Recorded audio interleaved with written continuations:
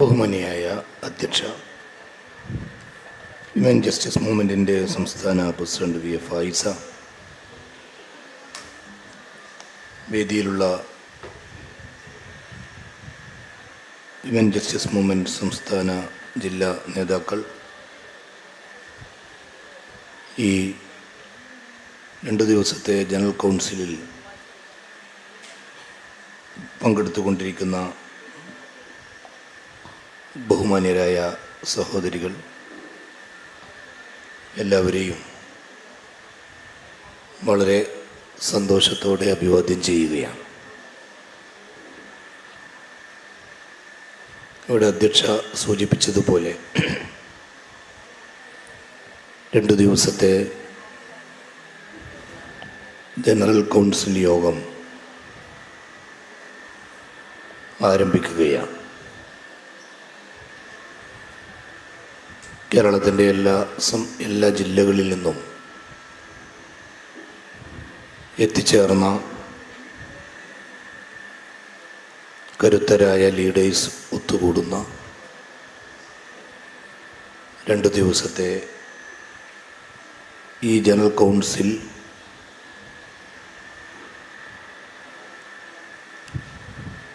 സംഘടനയുടെ മുന്നോട്ട് പോക്കിൽ നിർണായകമായ പങ്ക് വഹിക്കുന്ന ഒരു ഒത്തുകൂടലിൻ്റെ വേദിയാണ്. കഴിഞ്ഞ 2 വർഷത്തെ പ്രവർത്തനങ്ങൾ വിലയിരുത്തുകയും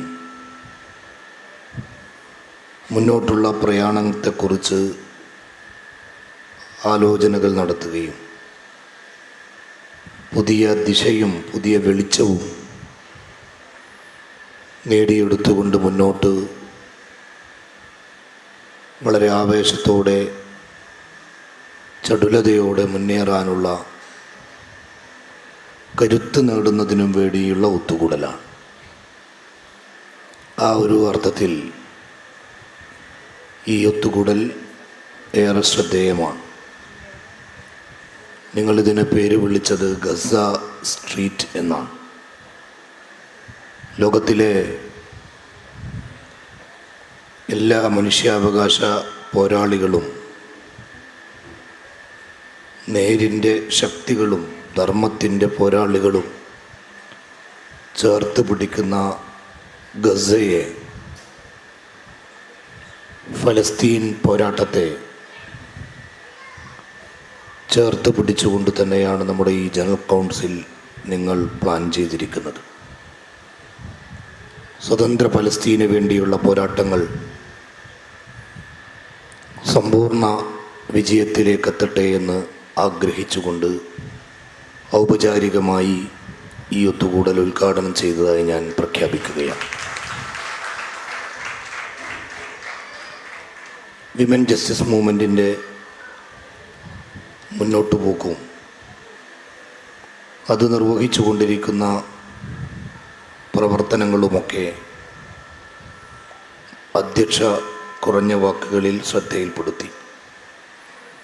ശേഷം വരാൻ പോകുന്ന റിപ്പോർട്ടിലും ചർച്ചകളിലുമൊക്കെ കൂടുതൽ വിശദാംശങ്ങൾ ഉണ്ടാകും എന്ന് ഞാൻ മനസ്സിലാക്കുകയാണ്. ഈ ജനറൽ കൗൺസിലിൻ്റെ വിജയം അത്തരം ചർച്ചകൾ കൂടുതൽ ഫലപ്രദമാകുകയും ഏറ്റവും കരുത്തുള്ള ലീഡർഷിപ്പിനെ തിരഞ്ഞെടുക്കുന്നതിലൂടെയുമാണ് സാധ്യമാകുക.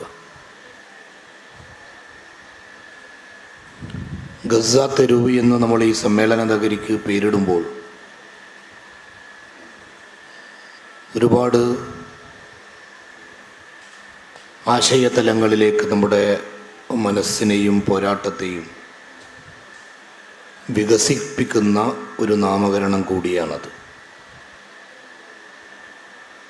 67,000-ത്തിലധികം രക്തസാക്ഷികൾ, തകർക്കപ്പെട്ട 43,000-ത്തിലധികം വീടുകൾ, അനവധി സ്ത്രീകൾ, കുഞ്ഞുങ്ങൾ, മീഡിയ പ്രവർത്തകർ, സന്നദ്ധ സേവകർ, ഇവരോടെല്ലാം ഐക്യപ്പെട്ടുകൊണ്ടും പിന്തുണച്ചുകൊണ്ടും ആ പോരാളികളെ ചേർത്ത് പിടിച്ചുകൊണ്ടുമാണ് നമ്മൾ ഈ 2 ദിവസം ഇവിടെ ഒത്തുകൂടുന്നത്. അവിടെ കൊല്ലപ്പെട്ട അൽ ജസീറയുടെ ലേഖകനുണ്ട്, അജ്മൽ ഹാദി. മിസൈൽ ആക്രമണത്തിന് ശേഷം ഒടുവിൽ ഫേസ്ബുക്കിൽ കുറിച്ച വാക്കുകൾ നമ്മുടെ ശ്രദ്ധയിൽപ്പെട്ടിരിക്കും. അദ്ദേഹം അവസാനം എഴുതി, നിങ്ങൾ ഗസയെ മറക്കരുത് എന്ന്. ഈ വാക്ക് ഏറ്റെടുത്തുകൊണ്ട് ലോകമിന്ന് ഗസയെ ചേർത്ത് പിടിക്കുകയാണ്. ലോകത്തേറ്റവും കൂടുതൽ പാറിപ്പറക്കുന്ന പതാക ഫലസ്തീൻ്റെ പതാകയാണ്. ഇന്ന് ഏറ്റവും കൂടുതൽ മനുഷ്യർ ഏറ്റുവിളിക്കുന്ന മുദ്രാവാക്യം ഫ്രീ ഫ്രീ ഫലസ്തീൻ എന്ന മുദ്രാവാക്യമാണ്.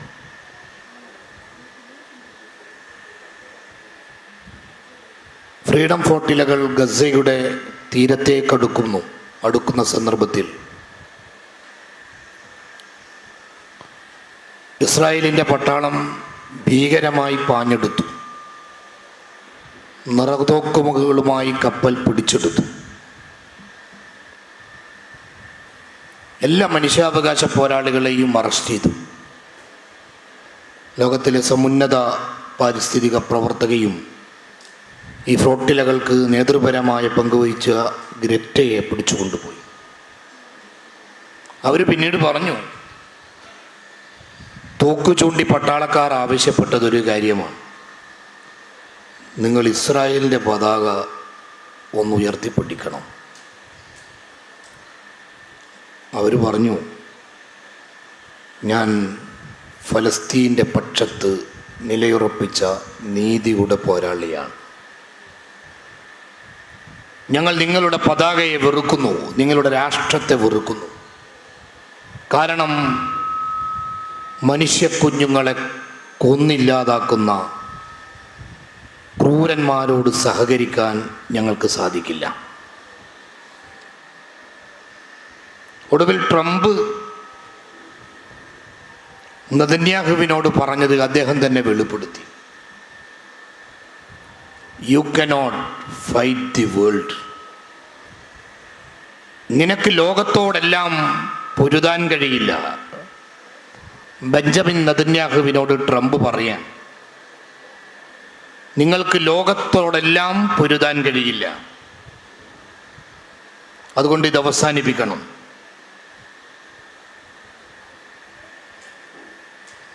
ഒരു വംശീയ അധികാരക്രമത്തിനെതിരായ ചെറുത്തുനിൽപ്പ് ലോകം ഏറ്റെടുത്തു. വിവിധ രാജ്യങ്ങളിൽ കോടിക്കണക്കിന് മനുഷ്യർ ആ പോരാട്ടത്തെ ചേർത്ത് പിടിച്ചു. നിങ്ങളിൽ പലരും അണിഞ്ഞിരിക്കുന്നത് പോലെ ഫലസ്തീൻ കഫിയ അണിഞ്ഞുകൊണ്ടവർ മുന്നേറ്റത്തിന് നേതൃത്വം കൊടുത്തു. ഈ പോരാട്ടങ്ങളുടെ എല്ലാം ദൃശ്യങ്ങൾ പരിശോധിച്ചാൽ നമുക്ക് കാണാം, അതിലാവേശത്തോടെ നേതൃത്വം കൊടുക്കുന്നത് ആക്ടിവിസ്റ്റുകളായ സ്ത്രീകളാണ്. ഫ്രീഡം ഫോർട്ടിലെ നയിച്ചത് സ്ത്രീകളാണ്. വിവിധ രാജ്യങ്ങളിൽ നിന്ന് പ്രതിനിധികളായെത്തിയത് കുറേയധികം പെൺപോരാളികളാണ്. അഥവാ അധിനിവേശത്തിനെതിരായ ചെറുത്തുനിൽപ്പിൽ, സ്വാതന്ത്ര്യത്തിന് വേണ്ടിയുള്ള പോരാട്ടത്തിൽ, മനുഷ്യക്കുരുതിക്കെതിരായ മുന്നേറ്റങ്ങളിൽ ആവേശത്തോടെ നിലയുറപ്പിക്കുന്ന കാഴ്ച നമുക്ക് കാണാൻ സാധിക്കുകയാണ്. യഥാർത്ഥത്തിൽ അവർ സഞ്ചരിക്കുന്നത്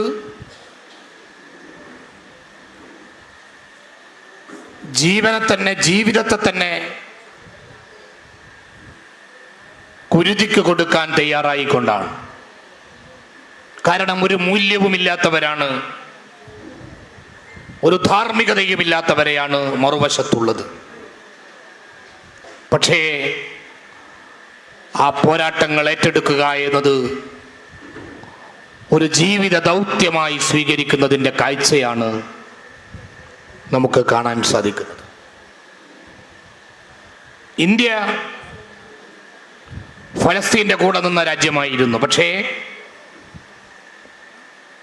വംശീയ ഭരണകൂടം അധികാരത്തിലെത്തിയ ശേഷം അവർ ഇന്ത്യയിലെ ഭരണകൂടം ഇസ്രായേലിൻ്റെ കൂടെയാണ്. പക്ഷേ ജനതയുടെ പോരാട്ടങ്ങളെല്ലാം ഫലസ്തീൻ്റെ കൊടി ഉയർത്തിക്കൊണ്ടാണ് എന്നതും മറ്റ് ചില രാജ്യങ്ങളെപ്പോലെ ഇന്ത്യയിലെയും സവിശേഷ കാഴ്ചയാണ്. അദാനിയുടെ ഡ്രോണുകളും ചെന്നൈയിൽ നിർമ്മിച്ച ആയുധങ്ങളും വരെ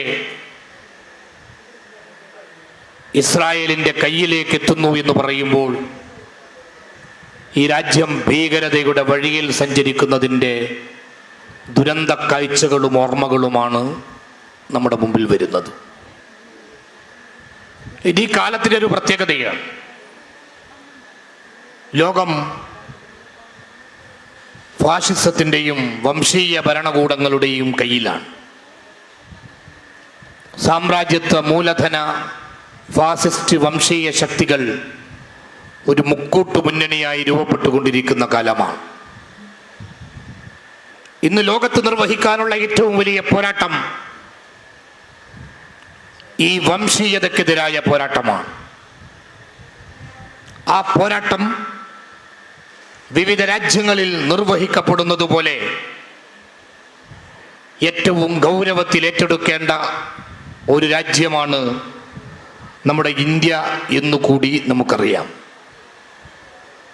വംശീയതയുടെ വഴികളിലൂടെ രാജ്യം സഞ്ചരിച്ചു കൊണ്ടിരിക്കുകയാണ്. ഏറ്റവും ഭീകരമായ സ്വഭാവത്തിൽ ഈ രാജ്യത്തെ തന്നെ ഇല്ലാതാക്കാൻ, ഇതിൻ്റെ മതനിരപേക്ഷ പൈതൃകത്തെ, ഇതിൻ്റെ ജനാധിപത്യ ചരിത്രങ്ങളെ, ഇത് നേടിയെടുത്ത ഉയർന്ന മൂല്യത്തെ എല്ലാം റദ്ദു ചെയ്യുന്ന സ്വഭാവത്തിൽ രാജ്യം സഞ്ചരിച്ചു കൊണ്ടിരിക്കുന്നു. കാരണം ഇന്ത്യയെ നിയന്ത്രിച്ചു കൊണ്ടിരിക്കുന്നത് കഴിഞ്ഞ 100 വർഷമായി ഈ രാജ്യത്തെ ഭീകരതയുടെ വഴികളിലൂടെ സഞ്ചരിപ്പിക്കാൻ നിരന്തരം ശ്രമിച്ച RSSും സംഘപരിവാർ ശക്തികളുമാണ്. അവർ നിയമനിർമ്മാണങ്ങളിലൂടെയും ക്രൂരമായ വംശഹത്യയിലൂടെയുമൊക്കെ ഇന്ത്യയിൽ വിദ്വേഷ പ്രത്യയശാസ്ത്രം പ്രയോഗവൽക്കരിച്ചു കൊണ്ടിരിക്കുകയാണ്. ഏറ്റവും ഒടുവിൽ ജനാധിപത്യത്തെ തന്നെ ഇല്ലാതാക്കാൻ ശ്രമിച്ചതിൻ്റെ ഉദാഹരണങ്ങൾ നമ്മുടെ മുമ്പിൽ വരികയാണ്. സാധാരണ നമ്മൾ കേൾക്കാറ്, കുംഭകോണത്തെക്കുറിച്ച് കേൾക്കുമ്പോൾ അരിയും വളവും മുതലേറ്റവും ഒടുവിൽ റഫേൽ കുംഭകോണം വരെ നമ്മൾ കേട്ടിട്ടുണ്ട്. പക്ഷെ ഇപ്പോൾ ഇന്ത്യയിൽ ചർച്ചയാകുന്നത് വോട്ട് കുംഭകോണമാണ്. സാധാരണക്കാരൻ്റെ ഏറ്റവും വലിയ അവകാശമായ ജനാധിപത്യത്തിൻ്റെ കരുത്തായ വോട്ടവകാശം വരെ മോഷ്ടിച്ചു കൊണ്ടുപോകുകയാണ്. വലിയ പ്രക്ഷോഭമായത് മാറുകയാണ്. വോട്ട് ചോരി എന്നത് ഒരു പ്രതിപക്ഷ മുന്നേറ്റത്തിൻ്റെ കരുത്തുറ്റ മുദ്രാവാക്യമായി മാറുന്ന കാലം. എന്താണ് ഇവിടുന്ന് മോഷ്ടിച്ചുകൊണ്ടുവന്നത്? ജനാധിപത്യത്തിലെ മൗലികാവകാശമായ വോട്ട് ചെയ്യാനുള്ള അധികാരം.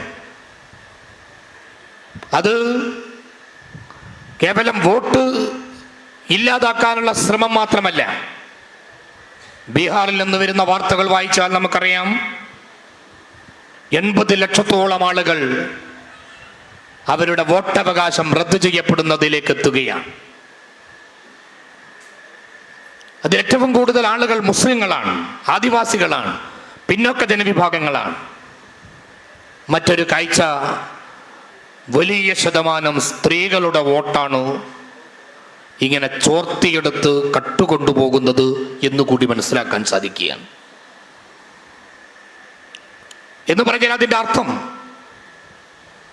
വംശീയ ഉന്മൂലനത്തിൻ്റെ വഴികളിലൂടെ രാജ്യം സഞ്ചരിക്കുമ്പോൾ ശാരീരികമായ ഉന്മൂലനത്തെക്കാൾ അപകടകരമായ രീതിയിൽ ഒരു രണ്ടാം കിട മനുഷ്യരായി അവകാശങ്ങളും പ്രത്യേകമായി ശബ്ദിക്കാനുള്ള വോട്ട് എന്ന് പറയുന്ന അവകാശം പോലുമില്ലാതെ പുറന്തള്ളപ്പെട്ടവരായി ജീവിക്കാൻ വഴിയൊരുക്കുക എന്നതാണ്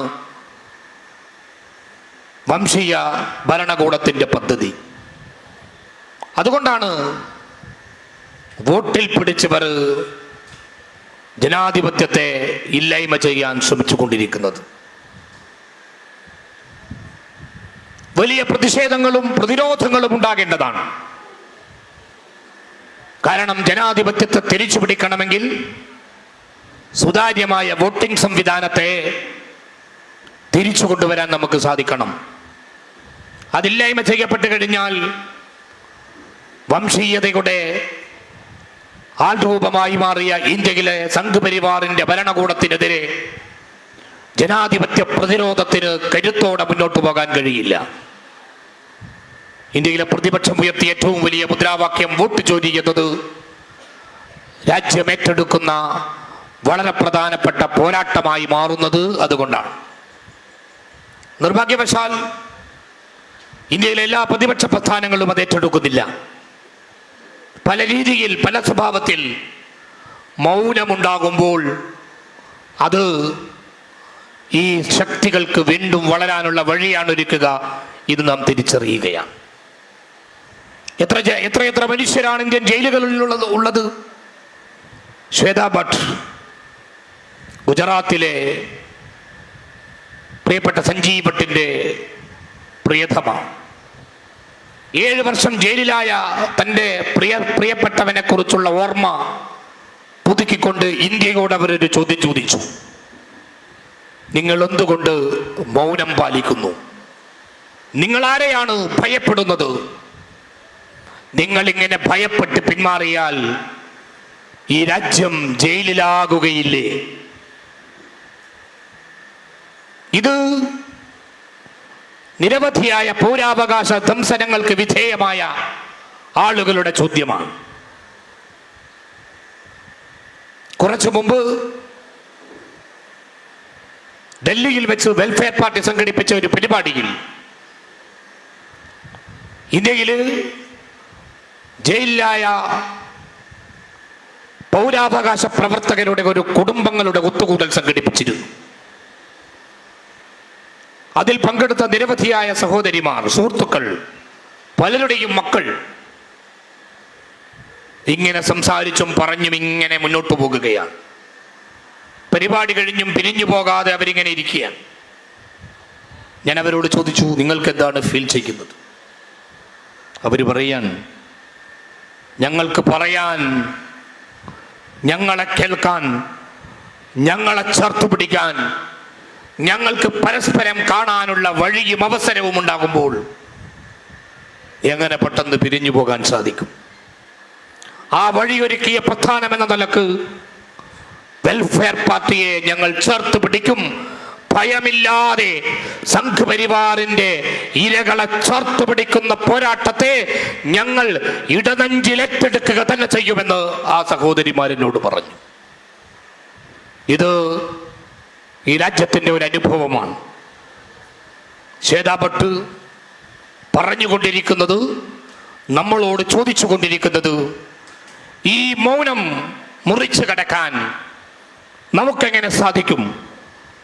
ആ വഴികളിലേക്ക് എന്തുകൊണ്ട് കരുത്തോടെ വരാൻ ഈ രാജ്യത്തിന് സാധിക്കുന്നില്ല എന്ന ചോദ്യമാണ് ഉയർത്തുന്നത്. ഈ കഴിഞ്ഞ ജൂലൈയിൽ വാഷിംഗ്ടൺ പോസ്റ്റ് എന്ന ശ്രദ്ധേയമായ ഇന്റർനാഷണൽ മീഡിയയിൽ ഇന്ത്യയെക്കുറിച്ചുള്ള ഒരു റിപ്പോർട്ടർ സ്വഭാവത്തിലുള്ള ലേഖനം പ്രസിദ്ധീകരിക്കപ്പെട്ടു. ആ ലേഖനത്തിൽ കുറെ ഇന്ത്യൻ പൗരന്മാരെ കുറിച്ച് സംസാരിക്കുന്നുണ്ട്. 2 പേരുടെ അനുഭവം ഞാൻ പങ്കുവെക്കുകയാണ്. ഒന്ന് ഹസൻ ഷാ, ഗുജറാത്തിലെ സൂറത്ത് ജില്ലയിലെ ഒരു കച്ചവടക്കാരനായ ചെറുകിട കച്ചവടക്കാരനായ സഹോദരൻ ഒരു ദിവസം രാവിലെ വന്ന് വീട്ടിൻ്റെ വാതിലിൽ മുട്ടി ഈ സുഹൃത്തിനെ കൈയൊക്കെ പിടിച്ച് കെട്ടി എവിടേക്കോ കൊണ്ടുപോകുന്നു, മുഖം മറച്ച് എവിടേക്കോ കൊണ്ടുപോകുന്നു. 3-4 ദിവസം കഴിഞ്ഞപ്പോൾ ഒരു ബോട്ടിൽ കയറ്റി ബംഗ്ലാദേശ് അതിർത്തിയിലേക്ക് നീന്തിപ്പോയിക്കൊള്ളാൻ പറയുന്നു. ബോട്ടിൽ നിന്ന് എടുത്തെറിഞ്ഞിട്ട് ആണ് നീന്തിപ്പോയിക്കൊള്ളാൻ പറയുന്നത്.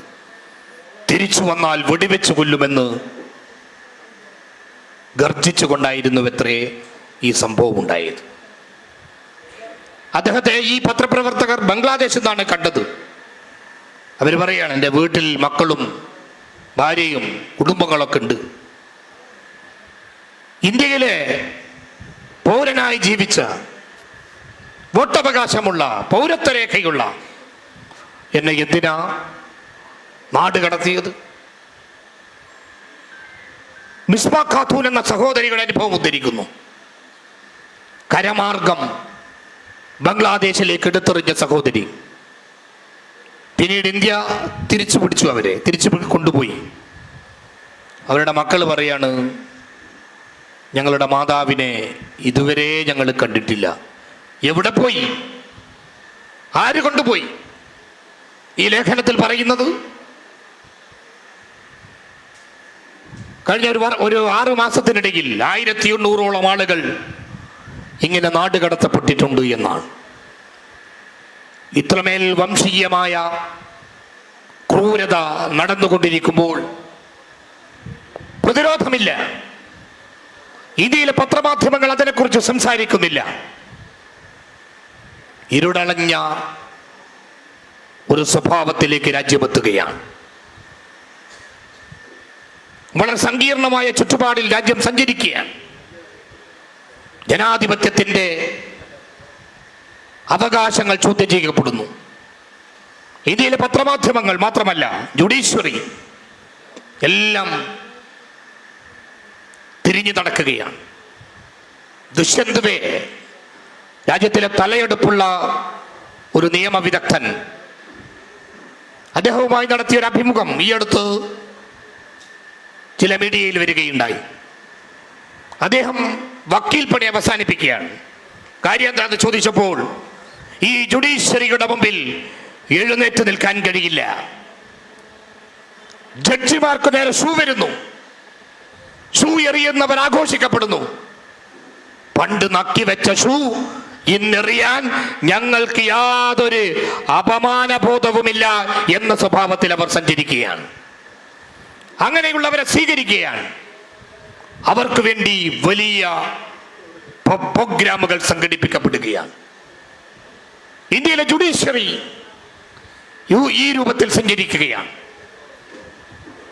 ഇപ്പോൾ ഇന്ത്യയിലെ ഇലക്ഷൻ കമ്മീഷനും എക്സിക്യൂട്ടീവ് സംവിധാനങ്ങളുമെല്ലാം ഈ സ്വഭാവത്തിലെത്തുകയാണ്. വളരെ ഗൗരവത്തിൽ പ്രതിരോധം തീർത്തുകൊണ്ട് ജനാധിപത്യത്തെ തിരിച്ചുപിടിക്കാൻ, മനുഷ്യാവകാശങ്ങളെ തിരിച്ചുപിടിക്കാൻ, മതനിരപേക്ഷ സംസ്കാരത്തെ തിരിച്ചുപിടിക്കാൻ വലിയ പോരാട്ടങ്ങൾ നടക്കേണ്ട ഘട്ടത്തിലൂടെയാണ് നാം കടന്നു പോകുന്നത്. നമ്മുടെ പ്രസ്ഥാനം ആ പോരാട്ടത്തിൻ്റെ മുന്നേറ്റങ്ങളിൽ നിർണായകമായ പങ്ക് വഹിക്കുന്ന പ്രസ്ഥാനമാണ്. ആശയപരമായ കരുത്തുകൊണ്ട് അതിൽ ചുവടുവെക്കാൻ നമുക്ക് സാധിക്കണം. കേരളത്തിൽ ഉൾപ്പെടെ വംശീയ വിദ്വേഷത്തിന്റെ ശക്തികൾ പിടിമുറുക്കുകയാണ്. RSSന്റെ 100ാം വാർഷികം ആഘോഷിക്കുമ്പോൾ അവർ ലോകത്തോട് പറയുന്നത്, ഞങ്ങൾ സന്നദ്ധ സേവകരാണ്, ഞങ്ങൾ ഏറ്റവും വലിയ പ്രസ്ഥാനമാണ്. എന്ത് സന്നദ്ധ സേവന പ്രവർത്തനമാണ് ഇവർ നടത്തിയത് എന്ന് ഗൗരവത്തിൽ നമ്മൾ ചോദിക്കുകയാണ്. ഗാന്ധിവധം മുതൽ ഇന്ത്യയിലെ തെരുവുകളിൽ മനുഷ്യന്റെ ചോര കൊണ്ട് ന്യൂനപക്ഷങ്ങളുടെ, ദളിതുകളുടെ, പിന്നോക്ക ജനവിഭാഗങ്ങളുടെ ചോരയൊഴുക്കിയ നിരവധി കലാപങ്ങൾക്ക് നേതൃത്വം കൊടുത്തു എന്നതല്ലാതെ എന്ത് മനുഷ്യാവകാശ സേവന പ്രവർത്തനങ്ങളിൽക്കാണ് RSS നേതൃത്വം കൊടുത്തത് എന്ന് ചോദിക്കാൻ നമ്മൾ ആഗ്രഹിക്കുകയാണ്. അത്രമേൽ അപകടകരമായ വിദ്വേഷത്തിന്റെ വിഷവിത്ത് ഈ നാട്ടിൽ പാകിയെടുത്തുകൊണ്ട് മുളപ്പിച്ചുകൊണ്ട് ഈ നാടിനെ തന്നെ ഇല്ലാതാക്കി അവർ മുന്നോട്ട് പോകുകയാണ്. കേരള സംസ്ഥാനത്തും വലിയ ഗൗരവത്തിൽ നമ്മൾ വിലയിരുത്തേണ്ട സ്വഭാവത്തിൽ വിദ്വേഷ രാഷ്ട്രീയത്തിന്റെ ശക്തികൾ മേധാവിത്വം പുലർത്തിക്കൊണ്ടിരിക്കുന്നു. വെറുപ്പ് ഉൽപ്പാദിപ്പിക്കുന്നവരെ സ്വീകരിക്കാനും പ്രോത്സാഹിപ്പിക്കാനും ഭരണകൂടങ്ങളും മന്ത്രിമാരും മുഖ്യമന്ത്രിയുമൊക്കെ തയ്യാറാകുന്ന ആസുരമായ കാലത്തേക്ക് നാടെത്തുകയാണ്. എന്തു വന്നാലും എനിക്ക് ആസ്വദിച്ചിടണം, മധുരമുള്ള അധികാരത്തിന്റെ വഴി എന്ന തീരുമാനത്തോടുകൂടെ മുന്നോട്ട് പോകുന്നവർ വിദ്വേഷ ശക്തികളെ പ്രോത്സാഹിപ്പിക്കുന്ന കാഴ്ചയാണ് നമുക്ക് കാണാൻ സാധിക്കുന്നത്. കേരളീയ സാമൂഹ്യ രാഷ്ട്രീയ സാംസ്കാരിക മണ്ഡലത്തിൽ അടയാളപ്പെടുത്തപ്പെട്ട ഉജ്ജ്വലമായ ഒരു പ്രസ്ഥാനത്തിന്റെ ഭാഗമെന്ന നിലക്ക് വിമൻ ജസ്റ്റിസ് മൂവ്മെന്റിന്റെ നേതാക്കൾക്ക് വലിയ ഉത്തരവാദിത്തം ഈ കേരളക്കരയിൽ നിർവഹിക്കാനുണ്ട്. വളരെ പ്രധാനപ്പെട്ട ഒരു ജീവിത ദൗത്യം കൂടിയാണത്. എങ്ങനെയാണ് ഈ വിദ്വേഷ രാഷ്ട്രീയത്തെ പിഴുതെടുക്കുക? സാഹോദര്യത്തിന്റെ മനോഹരമായ മഴവിൽ വസന്തം സൃഷ്ടിച്ചുകൊണ്ട് മാത്രമാണ് ഈ വിദ്വേഷ രാഷ്ട്രീയത്തെ ചെറുത്തു തോൽപ്പിക്കാൻ നമുക്ക് സാധിക്കുക. സാമൂഹ്യനീതിക്ക് വേണ്ടിയുള്ള പോരാട്ടം നമ്മൾ ഏറ്റെടുക്കുമ്പോൾ ഈ സാഹോദര്യ രാഷ്ട്രീയത്തെ തന്നെയാണ് നമ്മൾ ഉയർത്തിപ്പിടിക്കുന്നത്. നീതി നിഷേധിക്കപ്പെട്ട ജനവിഭാഗങ്ങൾ വർദ്ധിച്ചു വരികയാണ്.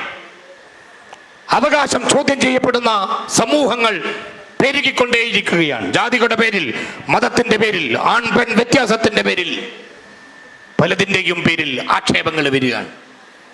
ശരീരം കുറച്ച് ചെറുതായി പോയാൽ ആക്ഷേപം, ഇനി 2 കൈയില്ല എന്ന് പറഞ്ഞു വന്നാൽ ആക്ഷേപം, അംഗപരിമിതിയും ശാരീരികമായ അവസ്ഥയുമൊക്കെ നിയമസഭയിൽ വരെ ആക്ഷേപ സ്വഭാവത്തിൽ ഉന്നയിച്ചു കൊണ്ടിരിക്കുന്ന ഒരു കാലത്താണ് നമ്മളുള്ളത് എന്ന് നാം മനസ്സിലാക്കുക.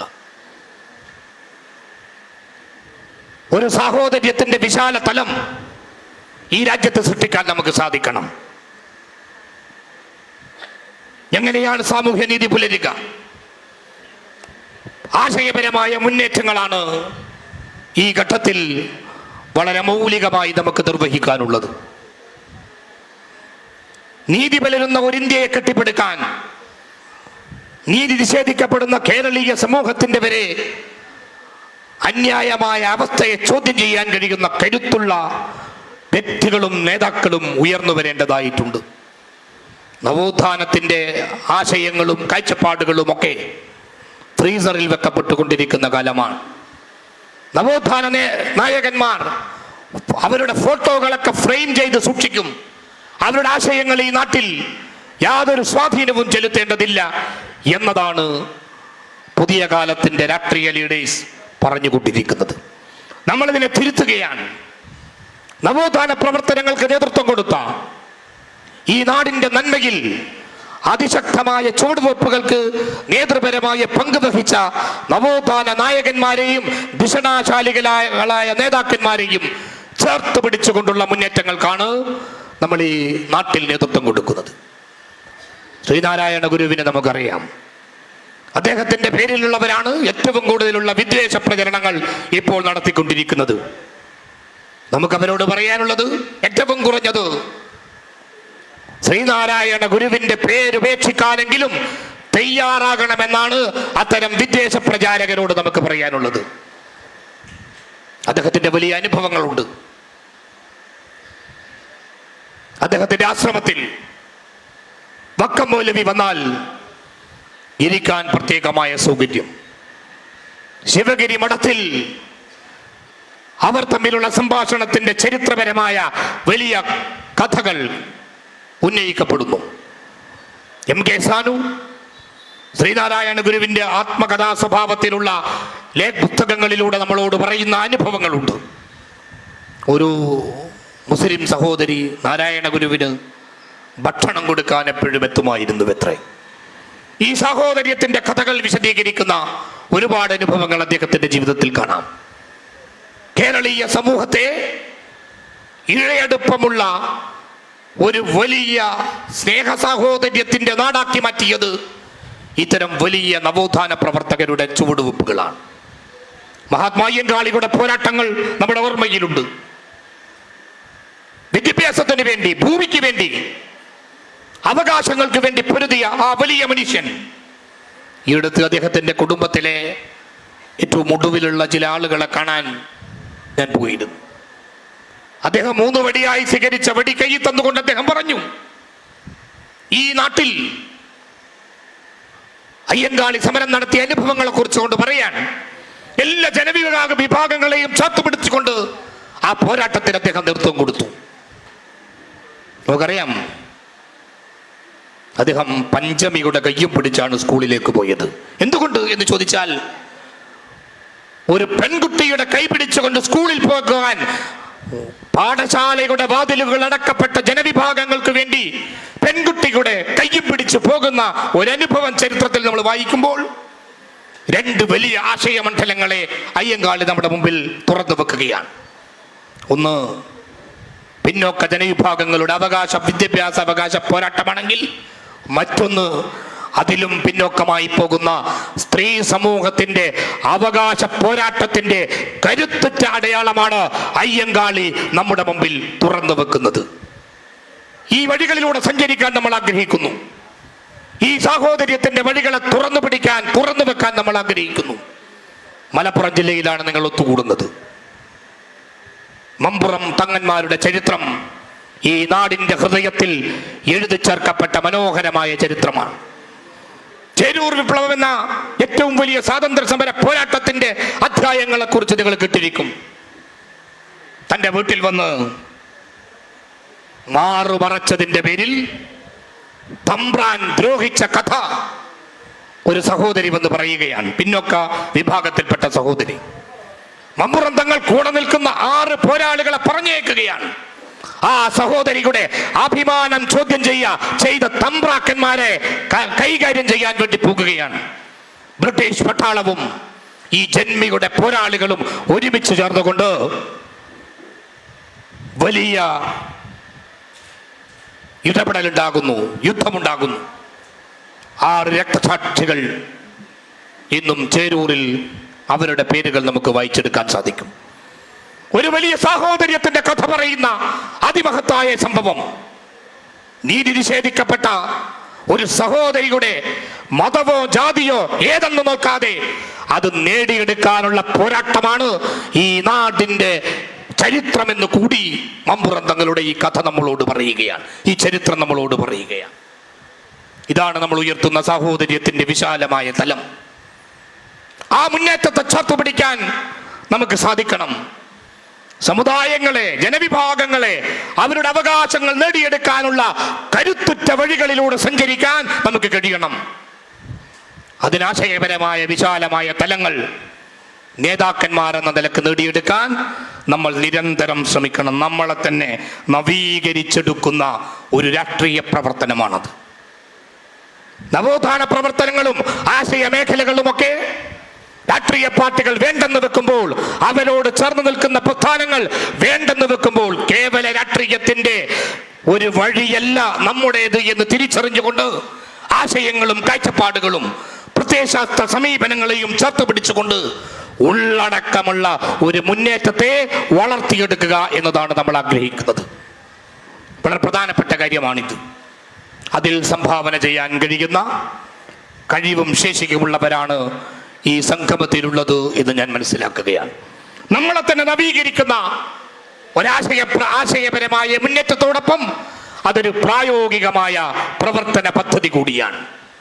വിവിധ ജനവിഭാഗങ്ങൾ, വിവിധ സമുദായങ്ങൾ, പ്രശ്നം അനുഭവിക്കുന്ന കമ്മ്യൂണിറ്റികൾ എല്ലാം ചേർന്ന് നിൽക്കുന്ന ഒരു വിശാല പ്ലാറ്റ്ഫോമായി വിമൻ ജസ്റ്റിസ് മൂവ്മെന്റിനെ വളർത്തിയെടുക്കുക എന്ന അതിസങ്കീർണമായ ദൗത്യമാണ് നിങ്ങൾ ഏറ്റെടുത്തിരിക്കുന്നത്. അതിനനുസരിച്ച് നമ്മുടെ മനസ്സിനെ പാകപ്പെടുത്തണം, അതിനനുസരിച്ച് നമ്മുടെ പ്രവർത്തനങ്ങളെ രൂപപ്പെടുത്തണം, അതിനനുസരിച്ച് നമ്മുടെ ആശയ മണ്ഡലത്തെ വിശാലമാക്കി മാറ്റിയെടുക്കാൻ നമുക്ക് സാധിക്കണം. എങ്കിൽ മാത്രമേ ആ മുന്നേറ്റത്തിൽ നിർണായകമായ പങ്ക് വഹിക്കാൻ നമുക്ക് കഴിയുള്ളൂ. ഈ കാര്യം വളരെ ഗൗരവത്തിൽ നിങ്ങളെ ഓർമ്മിപ്പിക്കുകയാണ്. ഒരു വലിയ പ്ലാറ്റ്ഫോമായി ഇതിനെ വികസിപ്പിച്ചെടുക്കാൻ കഴിയണം. ഇവിടെ അധ്യക്ഷ സൂചിപ്പിച്ചതുപോലെ പല രീതിയിൽ പല ജനവിഭാഗങ്ങളുടെ പ്രശ്നങ്ങൾ ഏറ്റെടുക്കുന്നതിലേക്കും സ്ത്രീ സമൂഹത്തിന്റെ സങ്കീർണമായ വിഷയങ്ങൾ കൈകാര്യം ചെയ്യുന്നിടത്തിലേക്കും നമ്മൾ എത്തിയിട്ടുണ്ട്. ഇനിയും അത് വികസിക്കണം. ജനവിഭാഗങ്ങളുടെ പ്രശ്നങ്ങളിലേക്ക് കടന്നു ചെന്നുകൊണ്ട് അവരുടെ വിഷയങ്ങൾ ഏറ്റെടുത്തുകൊണ്ട് അതിനെ ഒരു വിശാലമായ സാഹോദര്യത്തിന്റെ തലത്തിലൂടെ വളർത്തിയെടുത്ത് മുന്നോട്ട് പോകാൻ കഴിയണമെന്ന് കൂടിയാണ് ഞാൻ സൂചിപ്പിക്കുന്നത്. ഞാൻ ദീർഘിപ്പിച്ച് സംസാരിക്കുന്നില്ല. ഇപ്പോൾ കേരളത്തിലുടനീളം പഞ്ചായത്ത് തെരഞ്ഞെടുപ്പിന്റെ പ്രചരണങ്ങളും മറ്റും ആരംഭിച്ചു കഴിഞ്ഞു. കുറഞ്ഞ സമയമാണ് നമ്മുടെ മുമ്പിലുള്ളത്. ത്രിതല പഞ്ചായത്ത് സംവിധാനങ്ങൾ എന്ന് പറയുന്നത് ഈ രാജ്യത്തിലെ, കേരളത്തിൽ വിശേഷിച്ചും സ്ത്രീ ശാക്തീകരണത്തിന്റെ മനോഹരമായ വിപ്ലവകരമായ ചുവടുവെപ്പാണ്. 50% സംവരണത്തിലൂടെ അതിൽ തന്നെ SC SC വിഭാഗങ്ങൾക്ക് സ്ത്രീ സംവരണമെന്ന സവിശേഷ ഡോർ തുറന്നുകൊണ്ടൊക്കെ കേരളത്തിലെ തദ്ദേശ സ്വയംഭരണ സ്ഥാപനങ്ങൾ സ്ത്രീ ശാക്തീകരണത്തിന്റെ മുമ്പിൽ വലിയ മുന്നേറ്റങ്ങൾക്ക് നേതൃത്വം കൊടുത്ത സംവിധാനങ്ങളാണ്. അതിനെയും വികസിപ്പിക്കാൻ നമുക്ക് സാധിക്കണം. മറ്റൊരു തലത്തിലേക്ക് കൂടി അത് എത്തണം. ജനാധിപത്യപരമായ അവകാശങ്ങളിൽ ഏറ്റവും പ്രധാനപ്പെട്ടത് ജനസംഖ്യാനുപാതികമായ പ്രാതിനിധ്യമാണ്. ജാതി സെൻസസ് എന്ന ആശയത്തെ ഉയർത്തിപ്പിടിച്ചുകൊണ്ട് സമര പോരാട്ടങ്ങളുമായി നമ്മൾ മുന്നോട്ട് പോകുന്നത് ജനസംഖ്യാനുപാതികമായ പ്രാതിനിധ്യം എന്ന അടിസ്ഥാന ലൈൻ ഉന്നയിച്ചുകൊണ്ടാണ്. വിഭവങ്ങളിൽ, ഭൂമിയിൽ, ഉദ്യോഗസ്ഥ മേഖലയിൽ, രാഷ്ട്രീയ പ്രാതിനിധ്യത്തിൽ അധികാരവും അവകാശവും നേടിയെടുത്തുകൊണ്ട് മാത്രമേ ഇവിടുത്തെ ശാക്തീകരിക്കപ്പെടാത്ത സമുദായങ്ങളെ, ജനവിഭാഗങ്ങളെ ശാക്തീകരിക്കാൻ സാധിക്കുകയുള്ളൂ. അതുകൊണ്ടാണ് കേരളത്തിലെ ഇന്ത്യയിലെ നിയമനിർമ്മാണ സഭകളിലേക്ക്, ലോക്സഭയിലേക്കും നിയമസഭയിലേക്കും ഒക്കെ സംവരണം വരുന്നു എന്ന് പറയുമ്പോൾ അതിനെ ആഹ്ലാദത്തോടുകൂടെ അഭിവാദ്യം ചെയ്യുന്നതോടൊപ്പം 33 എന്നത് പരിമിതമാണ്, 50%-ത്തിലേക്കെങ്കിലും അത് വികസിപ്പിക്കണമെന്ന നിലപാട് വെൽഫെയർ പാർട്ടി ഉയർത്തിപ്പിടിക്കാനുള്ള കാരണം സ്ത്രീ ശാക്തീകരണം എന്ന് പറയുന്നത് ഒരു നാടിന്റെ പുരോഗതിയിൽ, ഈ രാജ്യത്തിന്റെ വളർച്ചയിൽ നിർണായകമായ പങ്ക് വഹിക്കുന്ന ഒന്നാണ്. അതിനെ അതിരും വഴിയും വെട്ടിത്തുറക്കാതെ മുന്നോട്ട് പോകാൻ കഴിയില്ല എന്ന തിരിച്ചറിവോട് തന്നെയാണ് ആ അവകാശ പോരാട്ടത്തെ നമ്മൾ ഏറ്റെടുക്കുന്നത്. കൂടുതൽ ശക്തമായ സ്വഭാവത്തിൽ അധികാര പങ്കാളിത്തത്തിലേക്ക് എത്തുകയും അതുവഴിയുള്ള ജനപ്രാതിനിധ്യ അധികാരത്തിലേക്കെത്തി ഈ നാടിന്റെ വികസന പ്രക്രിയയിൽ ഉൾപ്പെടെ നിർണായകമായ പങ്കുവഹിക്കാൻ കഴിയുന്നവരായി നമ്മൾ മാറുകയും ചെയ്യണമെന്നാണ് സൂചിപ്പിക്കുന്നത്. അതിൽ വലിയ പങ്കുവഹിക്കാൻ കഴിയുന്നവരാണ് എൻ്റെ സഹപ്രവർത്തകരായ സഹോദരികൾ എന്നുകൂടി ഞാൻ മനസ്സിലാക്കുകയാണ്. നിങ്ങളുടെ പങ്കാളിത്തം വലിയ അളവിൽ ഉണ്ടാകണം എന്നുകൂടി ഈ സന്ദർഭത്തിൽ സൂചിപ്പിക്കുകയാണ്. അതിൻ്റെ പ്രവർത്തനങ്ങളിൽ മാത്രമല്ല, അധികാര പങ്കാളിത്തത്തിൽ ഈ സഹോദരി രാഷ്ട്രീയത്തിന്റെ കൊടി ഉയർത്തിപ്പിടിക്കുന്നിടത്ത് വലിയ പങ്കാളിത്തം നിങ്ങൾക്കുണ്ടാകണം എന്നുകൂടി ഈ സന്ദർഭത്തിൽ ഞാൻ ഓർമ്മിപ്പിക്കുകയാണ്. തീർച്ചയായും നമ്മുടെ നാടിന്റെ മുന്നേറ്റത്തിൽ, ഈ നാടിന്റെ വളർച്ചയിൽ ഒരുപാട് ഉത്തരവാദിത്തങ്ങൾ നമുക്ക് നിർവഹിക്കാനുണ്ട്. കേരളീയ സമൂഹത്തെ, അതിൻ്റെ രാഷ്ട്രീയ സാമൂഹ്യ മണ്ഡലങ്ങൾ പല രീതിയിൽ മലീമസമാക്കുന്ന ചർച്ചകളും വിഷയങ്ങളുമൊക്കെ ഉയർന്നു വരുന്ന ഘട്ടം. സ്ത്രീ അവകാശങ്ങൾ, സ്ത്രീ സുരക്ഷിതത്വം, വിമൻസ് ഫ്രണ്ട്ലിയായ സാമൂഹ്യ രാഷ്ട്രീയ പ്രവർത്തന മണ്ഡലങ്ങൾ എല്ലാം ഒരുക്കിയെടുക്കുന്നിടത്ത് ഗൗരവപ്പെട്ട ഉത്തരവാദിത്തങ്ങൾ നമുക്ക് നിർവഹിക്കാനുണ്ട്. വഴികാട്ടിയായി, വെളിച്ചമായി മുമ്പിൽ നടക്കാൻ നമുക്ക് സാധിക്കണം. നിങ്ങൾ കഴിഞ്ഞ വർഷങ്ങളിൽ ആ സഞ്ചാര വഴിയിൽ വലിയ അടയാളപ്പെടുത്തൽ നടത്തിക്കൊണ്ടു തന്നെയാണ് മുന്നോട്ട് പോയത്. അതിനെ കൂടുതൽ കരുത്തോടെ വികസിപ്പിച്ചെടുക്കാൻ ശ്രമിക്കണം എന്നുകൂടി ഈ സന്ദർഭത്തിൽ ഓർമ്മിപ്പിക്കുകയാണ്. ഞാൻ അവസാനിപ്പിക്കുക. എൻ്റെ പ്രിയങ്കരികളായ ബഹുമാന്യരായ നേതാക്കൾ ഈ വേദിയിലുണ്ട്. വിമൻ ജസ്റ്റിസ് മൂവ്മെൻറ്റിൻ്റെ പോരാട്ടങ്ങൾക്ക് കരുത്ത് പകർന്നുകൊണ്ട് ഈ നാട്ടിൽ സ്ത്രീ അവകാശ പോരാട്ടങ്ങൾക്ക് പുതിയ ദിശ നിർണയിച്ചുകൊണ്ട് ഈ സംഘടനയെ കെട്ടിപ്പടുക്കാൻ നേതൃത്വം കൊടുത്ത സഹോദരിമാർ, വെൽഫെയർ പാർട്ടി കേരള ഘടകത്തിന് വേണ്ടി ഞാൻ അവരെയും അവർക്ക് പിന്തുണയും കരുത്തുമായ എൻ്റെ മുന്നിലിരിക്കുന്ന എല്ലാവരെയും വളരെ സന്തോഷത്തോടെ അഭിവാദ്യം ചെയ്യുകയാണ്. ഈ ശ്രമങ്ങൾ ഒരു പുതിയ പോരാട്ടമായി വികസിക്കുക തന്നെ ചെയ്യും. വംശീയതയുടെയും വിദ്വേഷ രാഷ്ട്രീയത്തിൻ്റെയും ഇരുളടഞ്ഞ വഴികളിൽ സാഹോദര്യത്തിൻ്റെയും സാമൂഹ്യനീതിയുടെയും പുതിയ വെളിച്ചം വിതറിക്കൊണ്ട് നമുക്ക് മുന്നോട്ട് പോകാൻ കഴിയും. അതിലേറ്റവും ഉത്തരവാദിത്വം നിർവഹിക്കാൻ കഴിയുന്നവരാണ് എൻ്റെ സഹോദരിമാരായ സഹപ്രവർത്തകർ എന്ന് ഓർമ്മിപ്പിച്ചുകൊണ്ട് ആ വഴിയിൽ കൂടുതൽ തിളക്കത്തോടെ മുന്നോട്ട് പോകാൻ നിങ്ങളുടെ പ്രസ്ഥാനത്തിന് സാധിക്കട്ടെ എന്ന് ആഗ്രഹിച്ചുകൊണ്ടും ആശംസിച്ചുകൊണ്ടും ഞാൻ എൻ്റെ വാക്കുകൾ ഉപസംഹരിക്കുകയാണ്. ഏവർക്കും സഹോദരി വിപ്ലവാഭിവാദ്യങ്ങൾ നേർന്നുകൊണ്ട്